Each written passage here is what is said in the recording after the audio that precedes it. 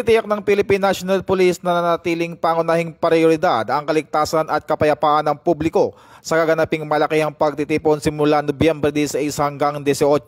Simula pa kahapon ay naka-full alert na ang buong PNP bilang paghahanda sa malakihang aktibidad. Tinitiyak ng pamunuan na ang lahat ng unit ay kompleto sa tauhan, kagamitan at kahandaan. Nagsimula na ang initial deployment ngayong araw at inaasahang kompleto ang presensya ng mga pulis sa mismong lugar ng aktibidad at nakasuporta ang lahat ng personnel sa iba't ibang bahagi ng Metro Manila at sa iba't ibang rehiyon upang matiyak na ligtas ang lahat ng pangunahing lugar.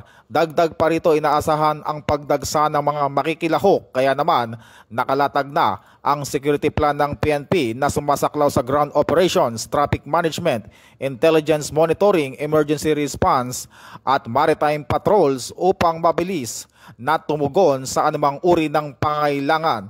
Mahigpit din ang koordinasyon ng pulisya kasama ang iba pang ahensya upang matiyak na mapayapa, maayos at ligtas ang pagdaraos ng mga pagtitipon. Ipinapaalala rin ng PNP ang kanilang buong paggalang sa karapatan ng publiko sa mapayapang pagtitipon. Kapalit ito, hinihiling nila ang kooperasyon ng lahat na sumunod sa mga safety reminders upang mapanatili ang kapayapaan. Sa kabuuan na nanatiling alerto, nakahanda ang Philippine National Police upang protektahan ang bawat Pilipino sa pagdaraos ng malakihang pagtitipon.